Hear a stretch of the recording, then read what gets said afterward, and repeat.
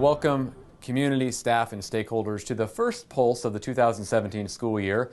Although I would typically like to open this New Year's pulse up with excitement and energy, as I know many of us have come back off of Christmas break and holiday break, excited about rolling up our sleeves and getting back into the classroom and doing work. You know, I'd be remiss to not spend just a few moments to talk about the recent tragedy that has struck our school system with the loss of a student at Walla, Trevette Sandberg. I just want to take a few moments to thank our staff, both at Walla and CTEC and really across our campuses, including our community partners, Tim Milia, Cole Massey, and so many others that really wrapped support around us as a district. I want to thank Angie Gardia and so many folks that helped me support the family during their time of crisis. And these things are just tragic. I guess what I would like to just say to staff and to community is, we're one big family here in Walla Walla. We take care of each other.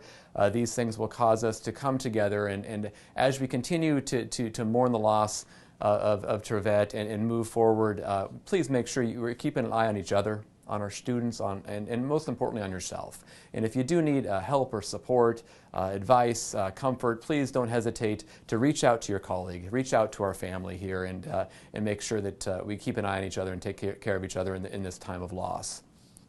As we do move into January, this is School Board Appreciation Month. I do want to really recognize the outstanding leadership our five publicly elected officers provide. Many people are not aware of the tremendous amount of hours and commitment our five board members put into their jobs every day.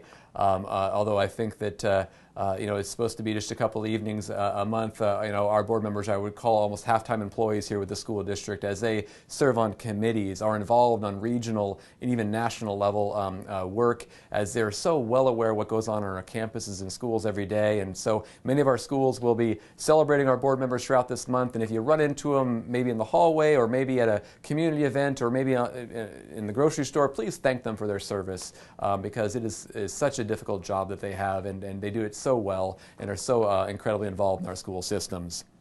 As we also begin the month of January, so too is our legislative session beginning. I've had the chance to meet with Senator Walsh and both our representatives, Jenkins and Neely, and I can really want to share with you and on my one-on-one meetings with them in recent weeks, those three individuals do such an incredible job of service to represent our school system. They're very, very well in tune with how incredibly pivotal it is that schools are funded adequately so we can do the jobs every day to make sure we prepare our kids and develop Washington's most sought-after graduates. And again, I just want to let you know that we'll be closely monitoring the legislative session. I'll be taking a few board members with me next month to go visit the Capitol and advocate on our behalf for school funding. And again, I will continue to share out information and updates as our legislature moves throughout the session, as they deal with McCleary and the adequate funding, both short and long term, to ensure the necessary resources for us to adequately serve students across our campuses. We continue to have outstanding involvement from our three committees. We have our bilingual committee that's actually meeting throughout the course of this month on many iterations, both in open public forums as well as with the staff of our bilingual staff across our campuses, and of course with our committee as they really wrestle with the work as they prepare some initial kind of rough draft plans for community and board feedback and consideration over the next couple months. We also have our highly capable committee doing outstanding work, and just starting up is our facilities committees this month across our campuses and across our district, as we begin to start looking at long-term programming for capital improvements and potential facility upgrades down the road. Lastly, I want to thank you all for your understanding and patience throughout these last couple of weeks, especially right prior to Christmas break. We were hit with some inclement weather. Want to commend both Director of Transportation John Griffith, Dan Johnson, our facilities director as well, and all of our facilities crew and transportation crew, because what many of us don't realize is as we're out driving the roads and chaining up buses at 3 a.m., 4 a.m. in the morning, as the facilities crew is out clearing parking lots and clearing streets.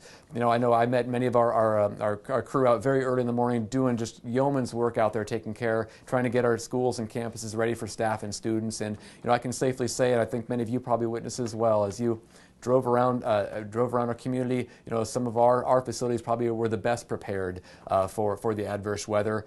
Obviously, we missed 3 snow days. We're crossing our fingers that we don't have any more of those delays. And as we approach the next month or so, when we kind of get out of this inclement weather phase, I'll be sitting down with our local represented bargaining units and our staff around here to try to figure out how we're going to make up some of those days, and of course work closely with our state to see if there's some other accommodations they can make for us during this time. With that said, I hope you have a wonderful time back as we re-engage back into school systems after Christmas break. Thank you for taking care of each other. Thank you for what you do every day with our kids. And I look forward to working with you over the coming months as we really start ramping up and taking advantage of this prime learning time we have between now and our spring break time a little bit later here this spring. So be safe out there. I don't think the inclement weather is we're quite away from that yet, but thank you for what you do and have a great month.